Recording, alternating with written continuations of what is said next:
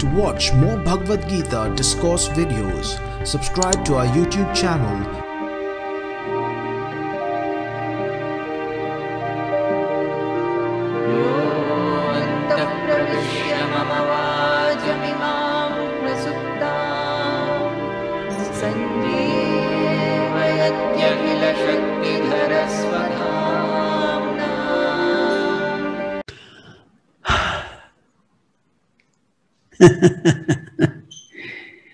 First of all, let me tell you, my body is not well.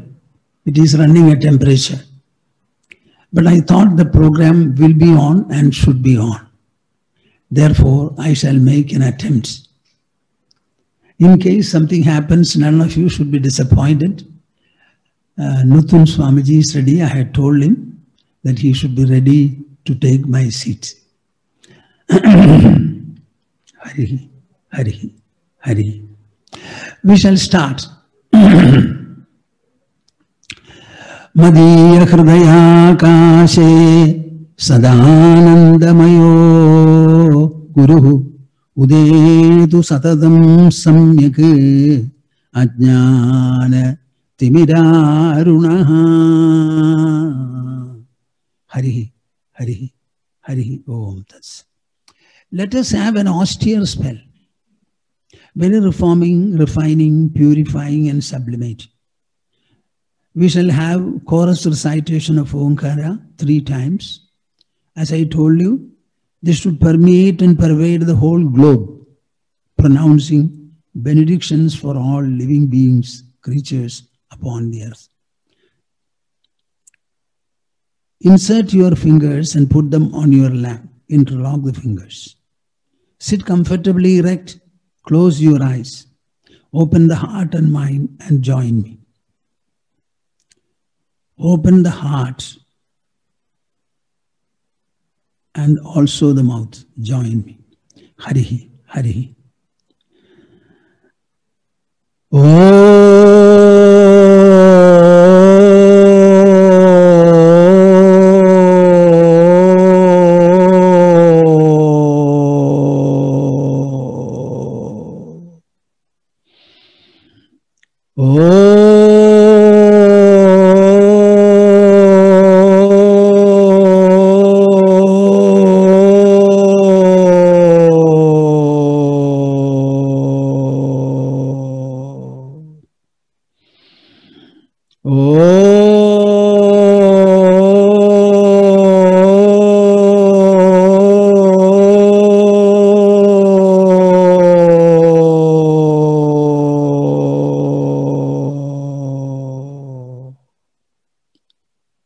Hari Om Tats.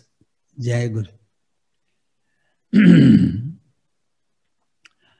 You have been listening to talks yesterday as well as today. I hope every one of the viewers must have been sufficiently enlightened. What is required to be done is dedicatedly introspecting over whatever you have heard. You understand that very clearly. This is a knowledge interaction, a knowledge expression, a knowledge pursuit, a knowledge exposure. Through your ears, you are hearing the words of wisdom coming from the speakers, and every word should be assimilated into your mind in the same manner as drops of milk are poured into a tub of water. With every drop, you will find the water changes its color.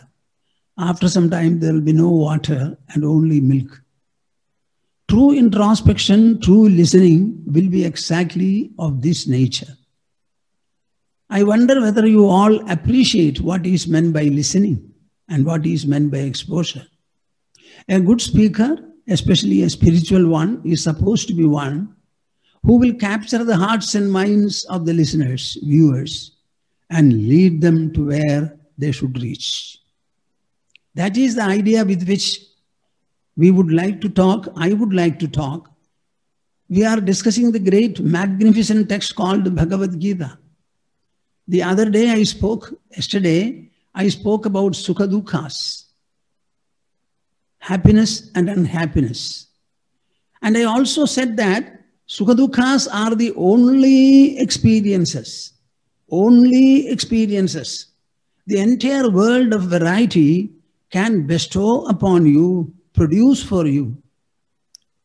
The world may be infinitely various, but you have only 5 sensory organs through which you approach the world and receive the world.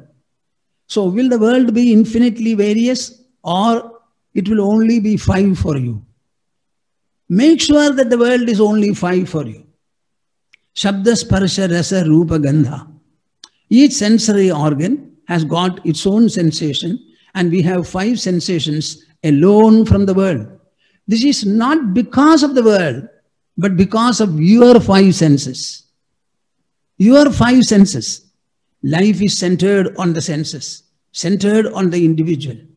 So the entire world put together, with all the infinite number of objects in the world, can produce only Sukha-dukkhas. If these Sukha-dukkhas are managed properly, and we are able to evenize them, then you will find that you have won over the world. You become the master, not the world. The world will be what you want it to be. If you want it to be cheerful, delightful, if you want it to be always producing contentment, it will produce contentment. Purne manasi sampurnam jagat sarvam sudhadravaihi.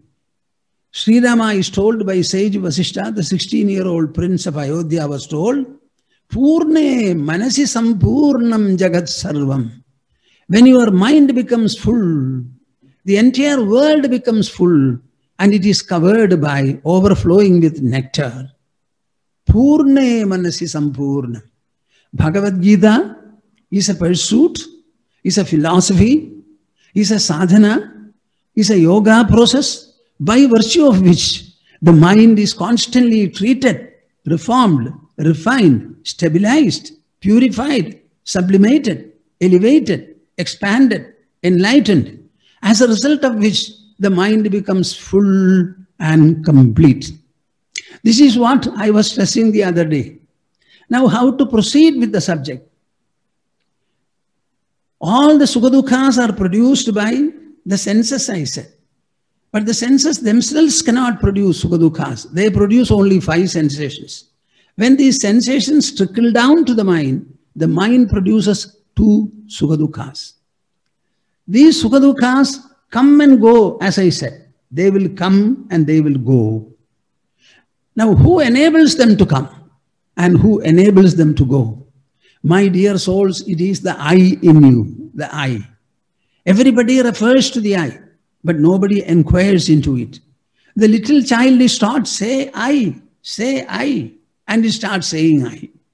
And it continues to say when he is 80, 90, or even 100. What is this I? It is the nominative case. The I. The my is actually a possessive case. I refers to oneself. My can refer to anything. Our body is mine, mind is mine, intelligence is mine, ego is mine, the world is my world. I am inside the world. I see the world. Everything else becomes the object to be perceived, to be interacted with the I. And the I remains constantly the subject. This I is different from the body. Body is a matter-energy aggregate, but the I is not so. The body cannot sense. It cannot cognize. But we are able to cognize everything. I know I have a body. I am surrounded by a world. I have a number of thoughts, feelings, and emotions in me. My intelligence is rationalizing. My ego is asserting. I have wakeful state. I have dream state. I have sleep state. The I remains the same. My dear souls, the I is always playing the role of the witness. I am always the witness. Witness of what? Witness of everything, everything. I can witness a mustard. I can witness a mango. I can witness a coconut. I can witness a jackfruit. Then I can witness a mountain. I can witness the sea. I can see the space, endless space. My dear souls, are you with me? Are you with me? The same eye which saw the mustard, now it perceives and comprehends the endless space. Tell me, what is the dimension of this eye? Is it something small? And the whole world is floating in this eye. Whenever I see an object, the object doesn't enter me. The object remains where it is. And my mind takes an imprint of the object. And I experience and deal with only this imprint. This imprint is a mental imprint, and it is in my mind. Tell me now with intelligence, is not the whole world floating within my body on the surface of the mind? The mountain I see is floating in my mind. The sky and the space I see is floating in my mind. All are bubbles, bubbles, bubbles in my mind. The eye is the witness of all. Tell me now, what is the magnitude of this eye, measure of this eye, potential of this eye? It is this eye that made the body, made the senses, came out of the mother's womb to perceive and interact with the entire varietal world. So this eye is something wonderful, wonderful. This is called the self, the self. You know what Krishna says? Veda vinashinam nityam yenam ajam avyayam katham sa purusha partha kam ghatayati hantikam. My dear Arjuna, the answer for you is to realize this I, is to realize this self. The body was born, the body will die. The body will grow, the body will decline. It will interact with the world. Many things will happen to it, but nothing will happen to the soul. Nothing will happen. He who is able to know the self, avinashinam, as imperishable, indestructible, nityam, eternal, ajam, unborn, avyayam, inexhaustible. For such a man, is there any question of killing anybody or asking somebody else to kill? Where is death? Where is death? The body itself is an idea floating in the mind. So far as we are concerned, everything is a mind experience. Everything is subsisting on the mind, terminating on the mind. The whole interactions are initiated by the mind. Where is anything different from the mind? Everything is that. So you understand the witness. We are witnessing the earth, witnessing the water, witnessing the air, witnessing the fire, and witnessing the space.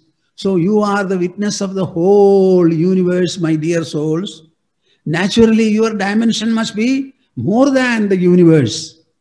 Assert, say, feel, declare. Close your eyes and sit in a place. Meditate if necessary. Contemplate upon it. Our intelligence has got superpowers. That alone will be able to influence the mind. Set right its defects. Make it expansive. Make it flexible. Make it assimilative, absorbing. Every time this should be your approach. You see, we are conducting a convention. What is happening in this convention? We are all talking to you. Every word is a unit of wisdom. You are absorbing the wisdom. And with every absorption, you are becoming wiser, more knowledgeable, more enlightened, provided you are listening to the talk. The whole process is, as Krishna puts it, Jodisham apitajyodihi tamasah paramuchyade jnanam jneyam jnanagamyam hridi sarvasya vishtidam. What a wonderful treasure is contained in this Gita. Arjuna, this is jnana, this is knowledge. Jnanam, jneyam, the one you have to know. If you want to know something, you have to proceed with the knowing process. So it is knowledge, knowing process, and knowable. And the goal of your life is within your own body. It is the I, it is the self. He went on speaking like this and explained the whole process of yoga. And finally said, this is the conclusion for the yoga practice. Would you like to hear? Are you with me? Shruti vipratipannate yada sthasyati nischala samadha vachala buddhi tada yogamavapsyasi. This is verse number 53 of the second chapter. Krishna was speaking to Arjuna. Arjuna was hearing absorbing whatever Krishna said. He was becoming wiser and wiser and wiser. He said, how long can this go on? So he said, my dear Arjuna, there is an end of the whole process. What is that end process? Shruti vipratipanna te buddhi yada sthasyati nischala. By hearing various accounts from various sources, so many explanations and descriptions are there. Because the subject is not easily understandable, many people start saying many things. After reading conflicting accounts from so many people, the mind and the buddhi, the mind and the intelligence are getting assailed. There is vacillation. There is undulation. So when the intelligence, after listening to conflicting accounts from so many seers and so many other sources, when it becomes indifferent to everything and the intelligence remains firm and stable, mark my words. The intelligence, vacillating by listening to conflicting accounts from so many sources, stops its vacillation and it remains unflickering, unfluctuating, unswinging, stable, steady, poised. That is the state of yoga. Tada yogam avapsyasi. So what is the state of yoga? The state of the yoga is where your intelligence becomes absolutely stable and poised. Let anybody speak anything. Let me read anything, hear anything. But intelligence is very clear. I have arrived at clarity of thought. In Krishna's and Gita's language, Vyavasayatmika buddhi. Ekeha Guru Nandana. There is only one factor in the whole of the yoga pursuit. What is that? What is that? Vyavasayatmika buddhi. We are discussing today what? Essential elements in Bhagavad Gita. That is why I thought of speaking to you all this. Essential elements. Where we have come to now, the intelligence will have to become stable and poised. That stable intellected state is what we have to attain. Tell me whether Bhagavad Gita is ever relevant to the world. It stabilizes your intelligence, enlightens your intelligence. It stabilizes your mind, makes you pure, makes you resplendent, makes you beautiful, loving, sympathetic, considerate, sacrificing. Even your enemy number one will start liking you. So much of goodness it installs and preserves in the seeker. So what happened? Immediately Arjuna grasped the information, grasped the message. That is the beauty of Bhagavad Gita. As Krishna was speaking, Arjuna was listening. As he was listening, his mind and intelligence were absorbing and he started becoming enlightened. Many people may not know this, may not feel clear about it. So he himself stops Arjuna, stops Krishna, and he asks a question. There are two words he introduces, Sthita Prajna and Sthitadhi. Sthita Prajnasya ka bhasha, Samadhistasya keshava, Sthitadhi kim prabhasheta, kim asida vrajetagi.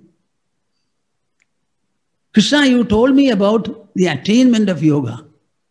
In the attainment of yoga, I find the intelligence becomes very stable and poised. I would like to know. Please describe to me the one who has got a Sthita Prajna character. Sthita Prajnasya ka bhasha. Sthitadhi kim prabhasheda. The two words. Now, what is it that you have to understand from Bhagavad Gita? You should know who is a Sthita Prajna and who is a Sthitadhi. This is all what you have to know.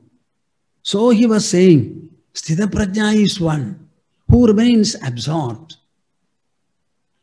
He is able to dissolve his mental modifications, all desires, all forms of other multiples, everything. And he is able to remain dissolved, so to say. Atmanyeva atmana tushtaha. Mark the words. He remains contented by himself. For his contentment, there is no second entity or object. His own mind is dissolved. It becomes still. It becomes absorbed. Absorbed where? Absorbed in its own essence. What happens to you when you sleep? Are you in association with something? Or all associations are disconnected and you remain absorbed into yourself? This is also such a state with fundamental difference. In sleep, you are not aware of, but here you will be quite sensitive and aware of. So I would like to describe it as what? A conscious slumber or a sleepy wakefulness. This is what Sthitaprajnata is. Now he will remain absorbed and he will be completely contented by virtue of his own presence, his own transparency, his own consciousness within. How long can he sit there? Not certainly for long. Even if he sits for long, he will have to wake up. So when he wakes up, will he be available to the world and will he be interacting? Yes, he will be interacting. Whatever experience he had in the Sthitaprajnata, that will act as a stock for him, a treasure for him. And in the light of the treasure, he will be able to live and move beautifully in this world. Beautifully. So who is a Sthitadhi? Sthitadhi. In the Sthitaprajna state, the whole mind and intelligence processes are dissolved as it. The Sthitaprajna will not speak. Others will have to recognize it. But when he wakes up from it, he has a new stock with him, a new enlightenment. How does he move about in this world? See what Krishna says. This is verse number 56 from the second chapter. Dukheshu anudvigramana sukheshu vigadaspraha vidaraga bhayakrodha stidadhir muniruchyate. Dukheshu anudvigramana.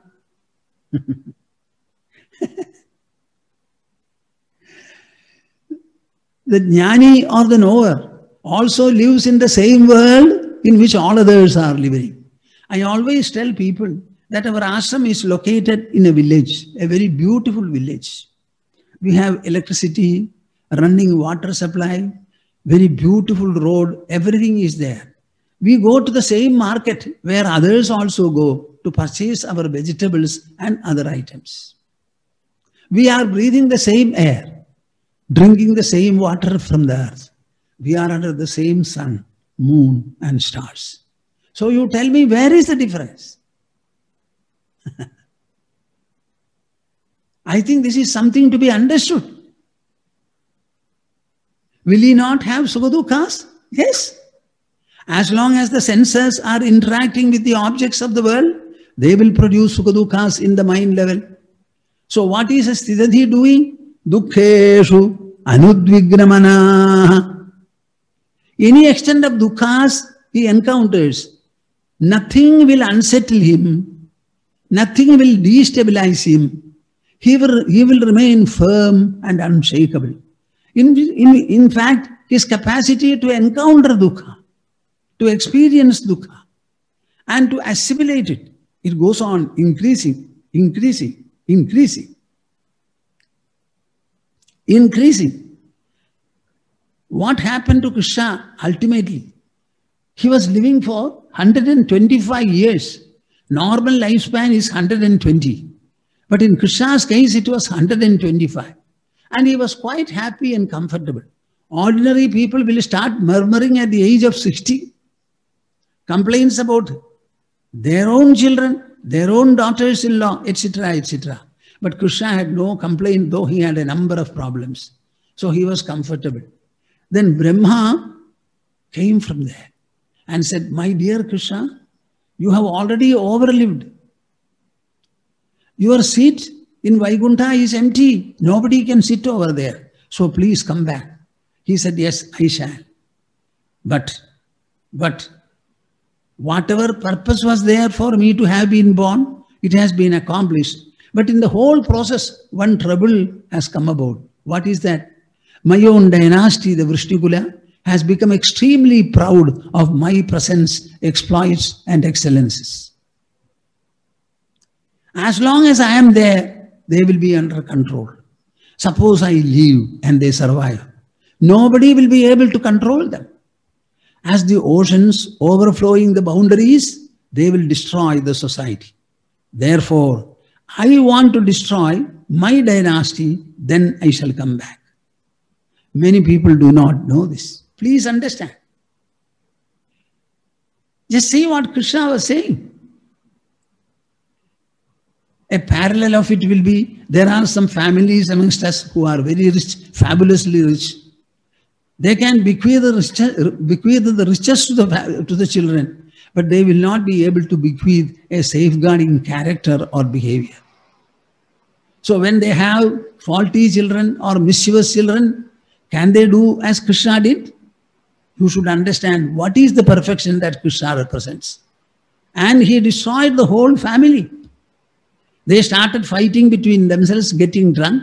Krishna went there to appease them. They gave him sufficient blows. Then he decided, no more for me here. He went and started leaning against a tree, and a hunter aimed his arrow at his foot and he died. This is what happened to Krishna. So don't think that the knower of truth will not have dukkhas and sukhas. He will have many of them, many of them. While encountering all the dukkhas, anudvignamanaha, the mind will not be emotionally turbulent. He will be able to forbear them, assimilate them, assimilate them. Sukheshu vigadhaspraha. Similarly, he will have many enjoyments also. These enjoyments will not unsettle him.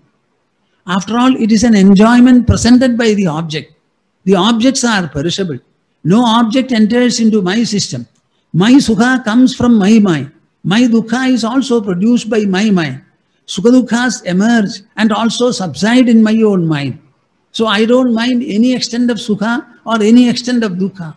Both of them are complementary to me. They will only add depth and loftiness into my system. Every day he becomes a better person, a better person, a better person, a loftier one, a more stable one, a more poised one, a more flexible and assimilative person. The enrichment becomes more and more with every day. Vitaraga bhaya krodha. This is our subject. What is the subject? Fearlessness. Fearlessness. The fear is the third element. The first factor is raga, desire or greed. The second, when the raga or desire is intercepted, it gives rise to krodha, hatred. And finally, fear. Our mind is actually a rope made of 3 strands: desire, hatred, and fear. Now, in the sthidadhi, what happens? Vida raga bhaya krodha. He overcomes raga, desire, greed, dvesha, hatred, and fear. All the 3 he transcends. The word transcendence, it has got a very special meaning. It does not destroy anything. It only remains afloat.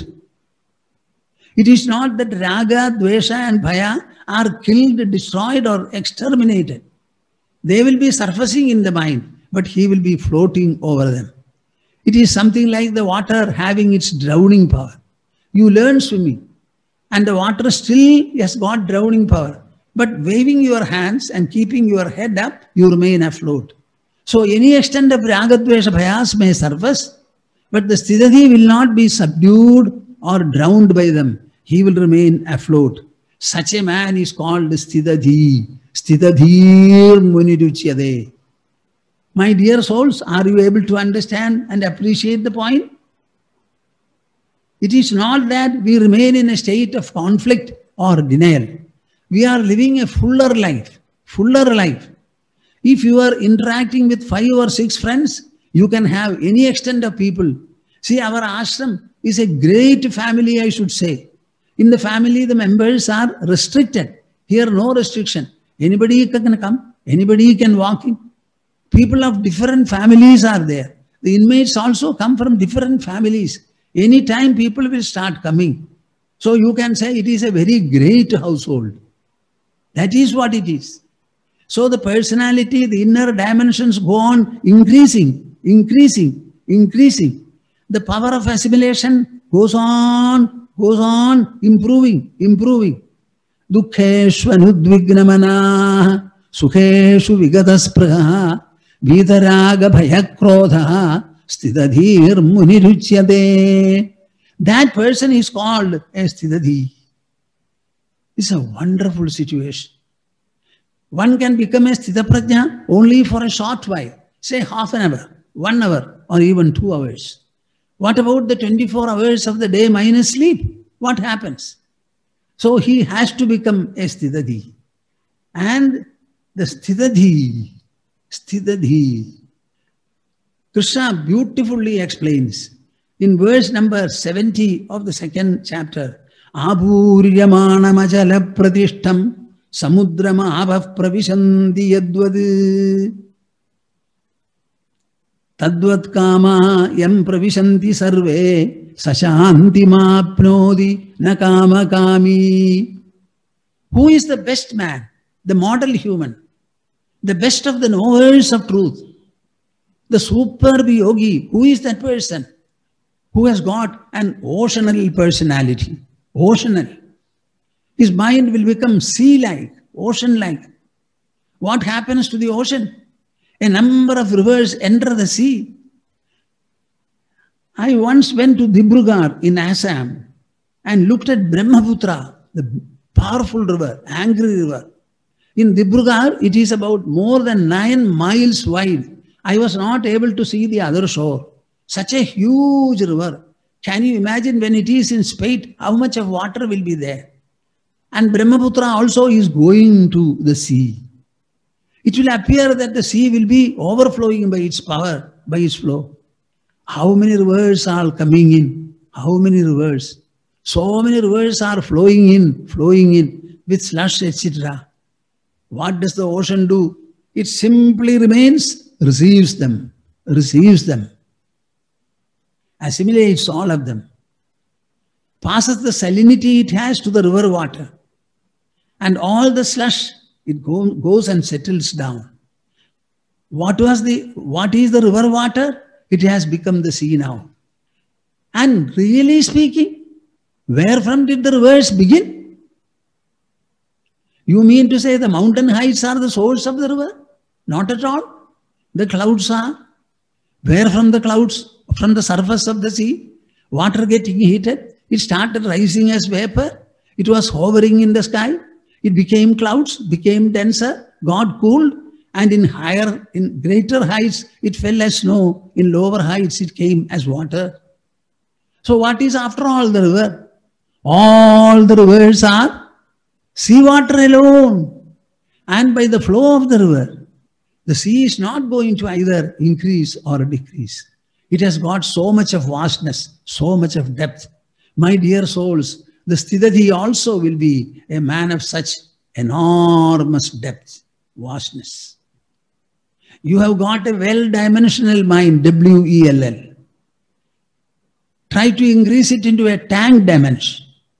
Grow still to a lake dimension. No, not sufficient. Have a sea dimension and ultimately become spatial dimension. There is no limit for the growth of the mind. Do you have the intelligence to understand, the heart to feel, the mind to work on? These are the questions to be asked. It is knowledge, my dear souls. Krishna was delivering knowledge using the tool of intelligence, activating Arjuna's intelligence and giving him words of wisdom. Tell me now, are you going to be a sea-like person or a well-like person? How many years have passed? Decades have passed. You have children and grandchildren, some of you. Tell me, what is the measure and magnitude of your mind? Has it expanded? To which extent? Has it become lofty? To which extent?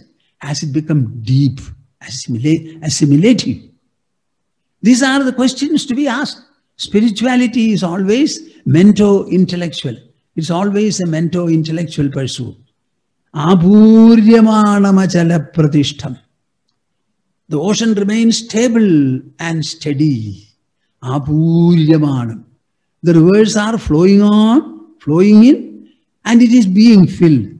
Samudram apav pravishanti yadvad. The sea never says, oh, you are too much, stop flowing. No, it doesn't say. Tadvat kamayam pravishanti sarve sashanti mapnodi na kama kami.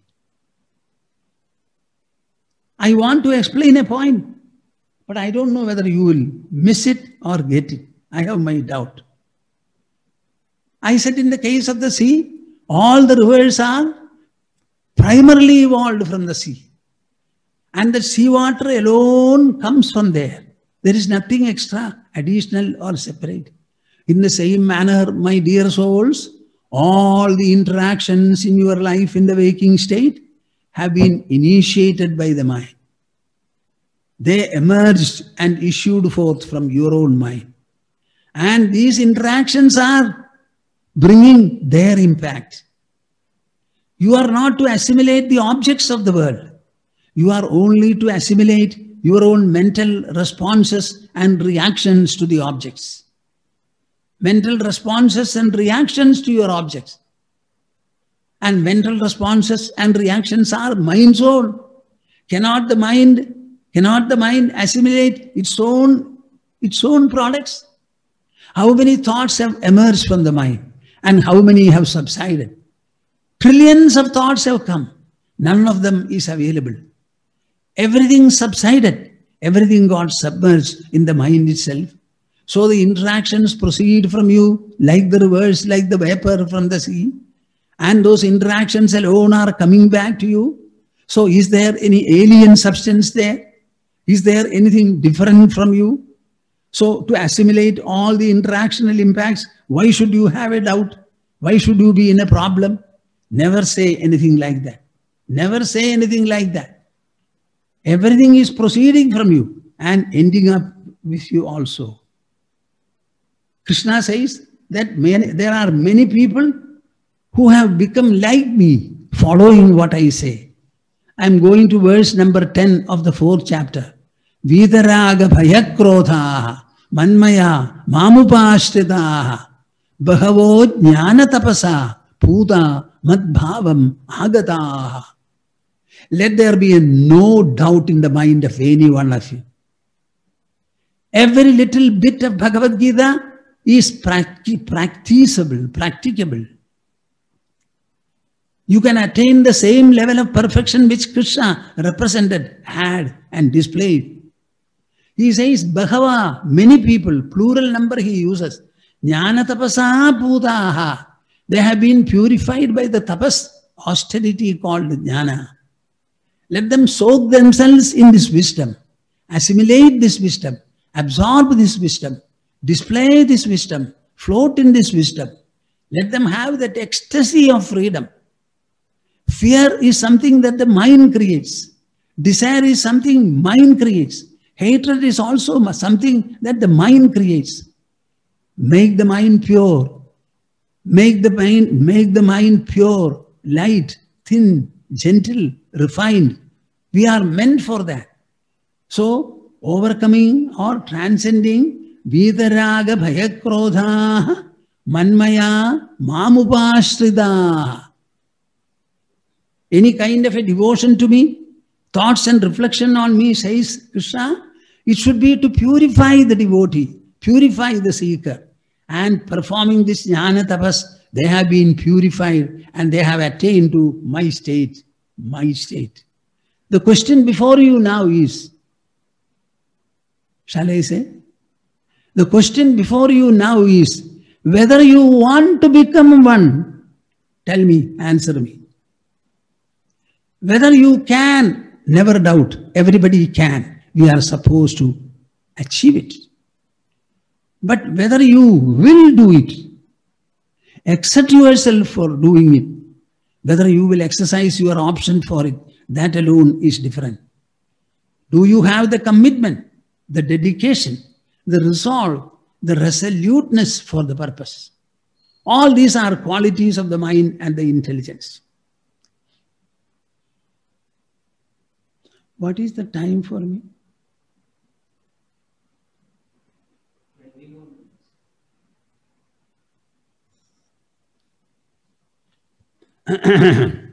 Now, yesterday I told you that I will show you some PowerPoints. Let me spend some time for that.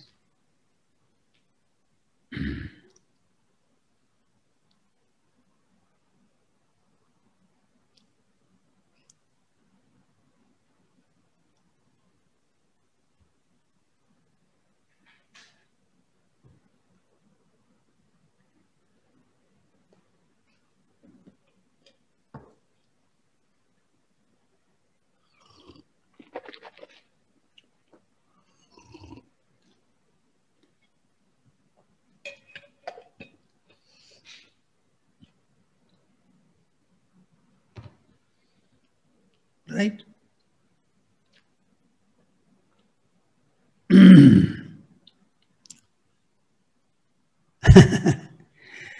All of you should be with me when I start explaining this proposition. In Bhagavad Gita, there is a sloka. In the 8th chapter, verse number 18, the sloka runs like this.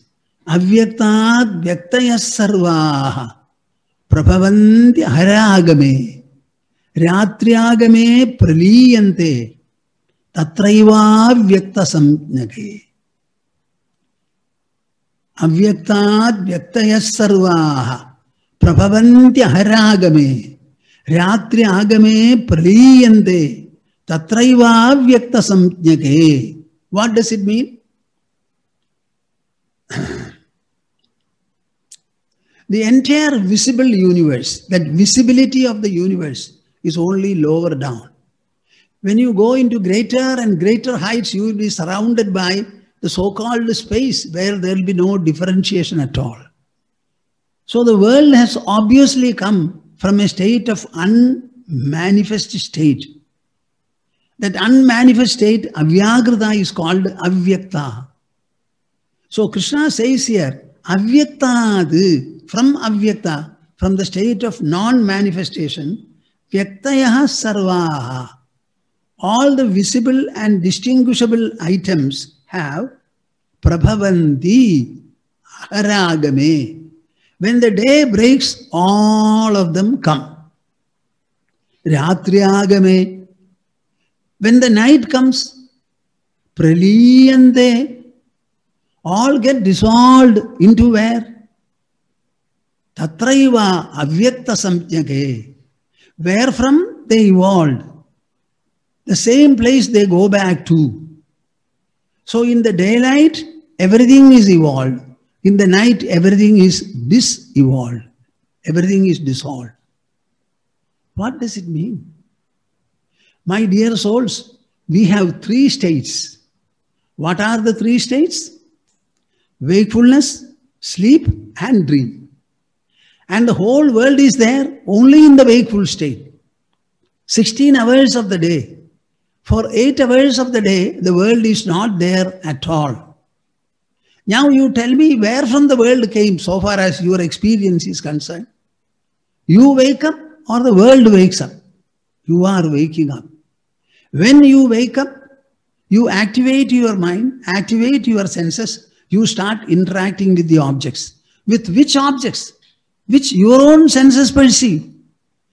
Your senses are the proof for the existence of the world and the objects. So what is happening? We are interacting with the world with our senses, 5 senses. Now look at this. Here is the personality standing. See? When you wake up, what happens? We have 5 senses. Eye to see, ear to hear sound, nose to smell, skin to touch, and tongue to taste. And you will find of all these 5, the sight is maximum. Sound is the next less. Then you go to smell and touch and taste. All these sensations are produced by the senses in your body. By the senses in your body. Sound is produced here. When it touches the eardrum, then alone I have sound. When the air passes through the nostrils, then alone I have my smell. All are contact born. The senses have to be contacted by the objects. So, the world may have infinite number of objects, but these infinite number of objects are reduced into a mere 5 because of our 5 senses. Where are the contacts taking place? Not in the object, but in the sensory level. As I told you earlier, I see a mountain. Where do I see the mountain? Every day morning you see the sun. The sun is about 145 million kilometers away from the earth. Are you seeing that sun which is at that distance? You are only seeing a refracted image of the sun. And that sight also is not 1 millimeter away from the cornea. So every sensation is in the sensory level. And who operates the senses and who derives the sensations? We. Tell me now, is the world causing anything or your own senses are causing? I want an answer. Your eyes are seeing colors and shapes, or the colors and shapes make themselves see. Make themselves seen. So our senses. And these are wakeful and operative only for 16 hours of the day. For 8 hours, completely the world becomes non-existent. So is the world real or unreal? Out of the 24 hours of the day, it survives only for 16 hours, and half the duration, it becomes totally non-existent. And where is the world arising? In you, in you, in you, in you. Other than you, the world has no focus at all. And when they come in the level of the senses 5, they trickle down, and when they go to the mind level, they become the mental twins, happiness and unhappiness. The 5 are our own creations. The 2 are further inner creations of ourselves. When you go to sleep, what happens? Even the mental twins disappear. Disappear. It is there from you wake up. See?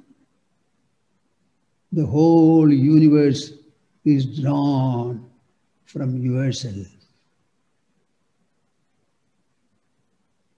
You are the focus. You are the focus. You are the focus. You are the focus for it. You wake up and form the universe. You go to sleep, dissolving the universe. So this particular verse says, Avyaktat vyaktayas sarvaha prabhavandya haragame ratriagame praliyande tatraiva vyakta samjage. What a wonderful statement. You wake up from sleep and you go to sleep. So is not the source of wakefulness your own sleep? Do you have 2 answers? You wake up from sleep and you go to sleep. That sleep center and the sleep source is within your body. And then whether the mind can produce all these things, if you ask, in the dream you produce a world without the help of the external factors, anything whatsoever. So our mind and consciousness has got the capacity to produce anything that it wants. That is how the dream world is produced. The dream objects are produced. So what a statement is this? Avyaktat vyaktayas sarvaha prabhavandya haragame. When the day breaks, you wake up. And you wake up, activate your mind, activate your senses, and the objects are spread out around you.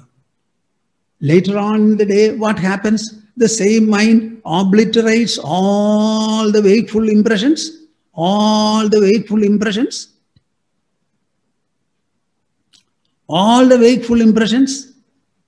and goes to sleep. So where is the origin? And where is the setting? The whole process is taking place in you, in you, in you. Now, I will go to the other picture, another PowerPoint.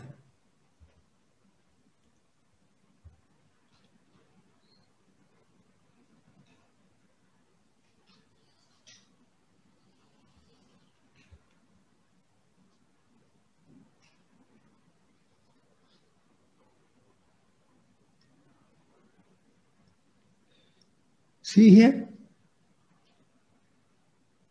There is a shloka in Bhagavad Gita which says, Indriyani paranyahu indriyebhyah param manaha manasastu parabuddhihi yo buddhehe paratastu saha. What is Bhagavad Gita doing? It analyzes the human personality.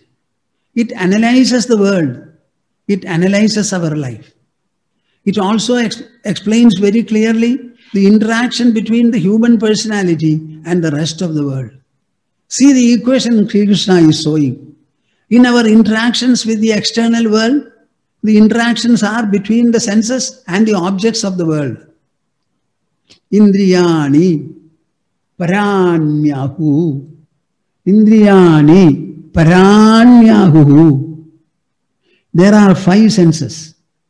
These 5 senses are superior to the objects. Indriyani, senses. Parani, superior. Ahuhu, to the objects of the world. So in our perception and interaction with the world objects, tell me, our senses and the objects, which are superior? Our senses are superior. I can close my eyes. Even if Bhagavan comes and stands before me, I close my eyes. God will have to ask me, Swamiji, I have come, please open your eyes and see. Suppose I don't open my eyes, he will have to go back unseen by me. What do you say?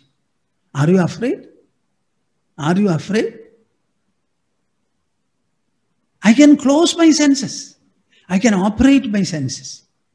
Only my senses are operated and employed, perception takes place at all. Perception is a perceiving process. It belongs to the perceiver, the perceiving mind, the perceiving intelligence. So the senses are superior. And superior to the senses is the mind. Because the mind has to employ. Mind has to employ the senses. If the mind doesn't employ, the senses cannot do anything. I think the other day I said, a person is fast asleep. Without disturbing his sleep, gently open the eyelids and show him a bunch of flowers. Take it away, let the eyelids close. Ask him the next day, have you seen my bunch of flowers? What will be the answer? He will say, I did not, I knew nothing. So the mind has to be employed, mind has to employ the senses. Superior to the senses is the intelligence. Because the mind employing the senses will bring a number of data. And after getting the data, intelligence has to process them and develop discrimination and help the mind. So the intelligence is superior to the mind. What did I say? Senses are superior to the objects of the world. Mind is superior to the senses. Intelligence is still superior. And yo buddhehe paratastu saha. And what is still superior to the intelligence, namely I, my intelligence, my mind, my body, my senses, my world. When you start introspecting in this manner and becoming a Sthita Prajna and the Sthitati, can you imagine the qualities and potential of your mind will start growing? Any kind of an impact that comes through the senses into your mind, you will have the power to overcome, to overwhelm everything, to sublimate everything, to outwit, outstrip, excel, assimilate everything. I would like to call it, you can selfize everything, divinize and spiritualize everything. The entire world will be spiritualized by me, divinized by me, whether it is sukha or dukkha. So far I was interested in sukha and avoiding dukkha. Now both of them will become equal to me and they will be subjectivized by my soul. Both of them will lose their differential potentials, and I will always feel the self, and the self alone surfacing everywhere. All the impacts will be completely overwhelmed. It is a wonderful state of oneness, a state of inner abundance, inner fullness, inner beautiful spiritual transparence. It will raise you to a level of magnificence, exaltation. You will become a wonderful sthitadhi, a sthitaprajna, and such a man's life is always helpful and beneficial to the world. Krishna would say, it is such people who purify the earth, and blesses even the vegetation upon the earth. This is how this wonderful life becomes. Bhagavad Gita is fully practical. It only deals with the human personality, shows the inmost potential in man, and how to harness this potential and make use of it in the world. Your interactions will be better. Their beneficial nature will be better. You will be a great blessing, inspiration, guidance, and a model for the rest of the world. Okay. Is it okay time?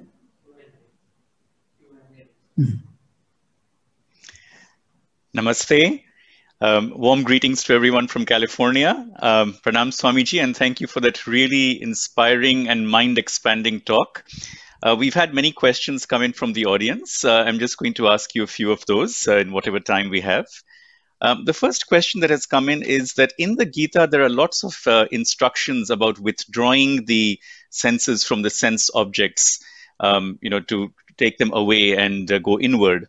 And how is this meant to be really practiced in day-to-day life? Because, people will say, well, I like to enjoy good music or enjoy a delicious meal or the scent of a flower. So why should I withdraw my senses from the sense objects? So what is the practical way to understand the teaching about withdrawing the senses from the sense objects? I think this is a wrong understanding of Bhagavad Gita. Bhagavad Gita emphasizes a right understanding of the human personality on the one hand, and harnessing our own inner resources and employing them with the best of wisdom, caution, care, and benefit for the world.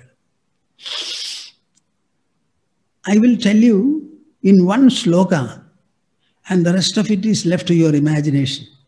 Verse number 25 of the 3rd chapter says, Sakta karmanya vidvamso yatha kurvanti bharata kuryat vidvams tatha saktaha chigirshuhu loka sangraham. Even in today's talk, I said that it makes you more interactive. Where is the question of withdrawal? It makes you more interactive, rightly interactive, more effectively and sublimely. This particular sloka says, Saktaha karmanya vidvamso yatha kurvanti bharata. Arjuna, in the same manner in which people of delusional clinging and attachment do their work, perform their activities, exactly in the same manner, the man of knowledge also should act. Don't miss my words. In which manner ordinary people are active and vibrant in the world, exactly in the same manner, the man of knowledge also should be acting in this world. Then what is the difference? Kuryat vidvams tatha asaktaha. He should not have that clinging, that wrong and troublesome clinging. And he must always have in mind, Chigirshuhu loka sangraham.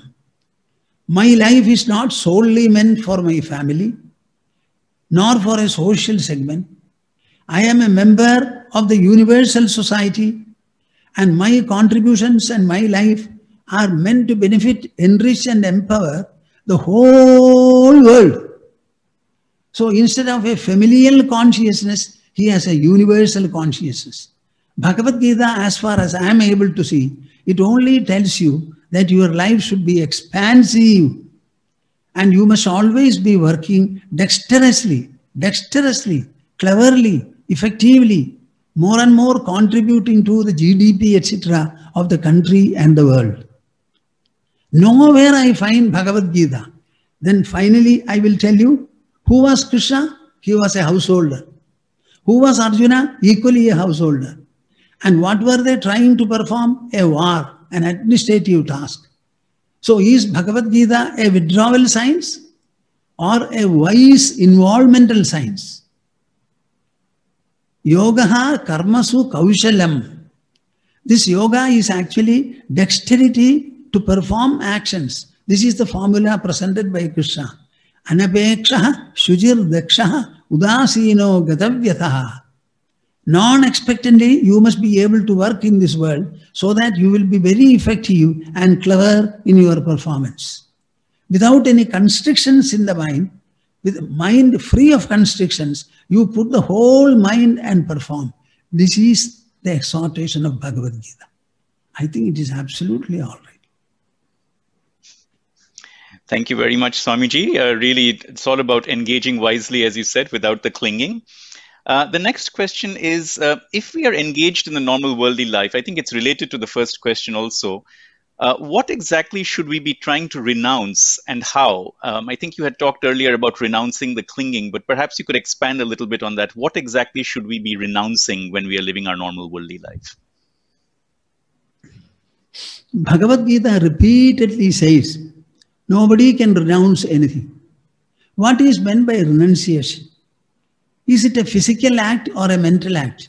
In spirituality, everything that is mentioned is relating to the mind and intelligence, nothing to the body. So, renunciation is actually what?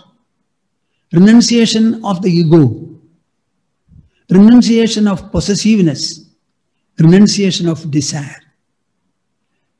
In the second chapter, there is a particular verse, beautiful.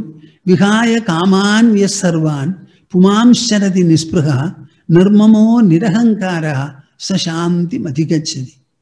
I told you, defining that oceanal personality, is there any renunciation there?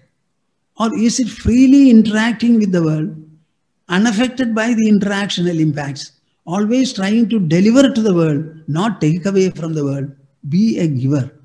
So what is to be renounced, if you ask me? It is that clinging to be given. I think that can be given very well. So it is a mind product that has to be renounced, an intellectual doubt that has to be renounced, not physical things at all. Okay. Thank you very much, Swamiji. The next question comes from somebody who's asking, if I'm just starting on this path and trying to put the Gita into practice, what is a very simple practical tip you would give me? What can I start with?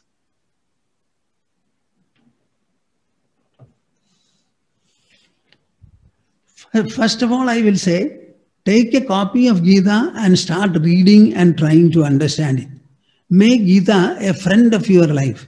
Let Bhagavad Gita thought process and your life run parallelly.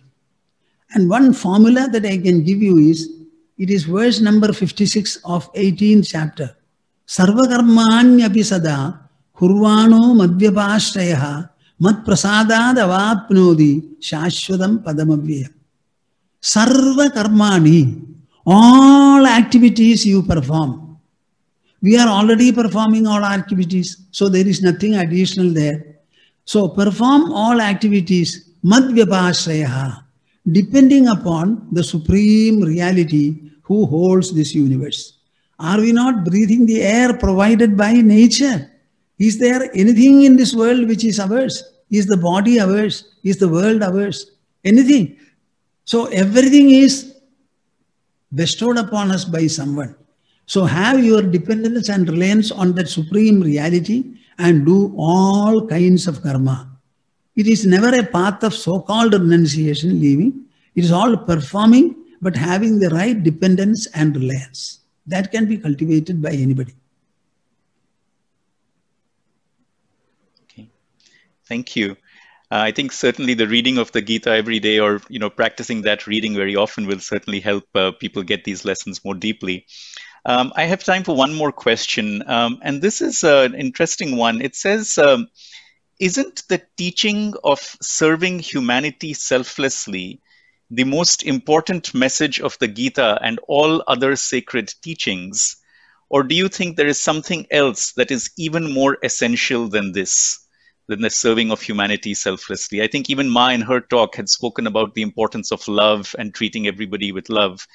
So perhaps you could say a little bit more about this. Is this the most important teaching of the Gita, or would you say there is something beyond this as well? The most important teaching of Gita is you should understand that your real anchor is the self within the personality. You should understand that I am not the body, but the body, I have a body, not that I am the body. So always we should start thinking about and reflecting upon the self. That focus should be there. Regarding the other matters, a man has to develop a kind of a compassion for the entire world. In 2 places in Bhagavad Gita, Krishna uses a word, Sarva Bhuta Hite Radaha. People are generally interested in the welfare of their family and relatives. How many people can you pick up to say that? I am interested in the welfare of the whole world. How many will say like that? So Bhagavad Gita says, you must have this universal dimension. Even for yogis, he says, it's not sufficient if they sit, meditate and carry on. They must be interested in Sarva Bhuta Hite Radaha. They must be interested in the welfare of all creatures. He has used this expression in the 5th chapter, 25th verse, and the 12th chapter, 4th verse. Sarva Bhuta Hite Radaha. Our motto itself is Vasudhaiva Kutumbakam. And then Gita speaks of renouncing only 3 products. What is that? Gita never says that the objective results of an action have to be renounced. A woman has delivered a child. She should renounce the child. A person has passed an examination. He should tear off the certificate. What is it meaning? So the objective results of any action whatsoever belong to the performer of the action. So Gita's renunciation is always of mental and intellectual products. So he says, Anishtam Ishtam Mishram Cha Trividham Karmanah Palam Bhavatyathyaginam Pretya Nadu Sanyasinam Kujid. He says, whatever result you get, it falls into one of the 3 categories, either the desired or the undesired or a combination of these 2. This is what happens actually. So he says, these 3 should be renounced and you must be able to live and move, accepting whatever comes and striving more and more. I think it is beautiful and practicable. We are only supposed to renounce that Ishta, Anishta and Mishra. The desired or desirable, undesirable and a combination of the 2. These are the ones to be renounced. Thank you very much. Really inspiring for everybody to think always of the good of everybody else in the universe. So thank you very much.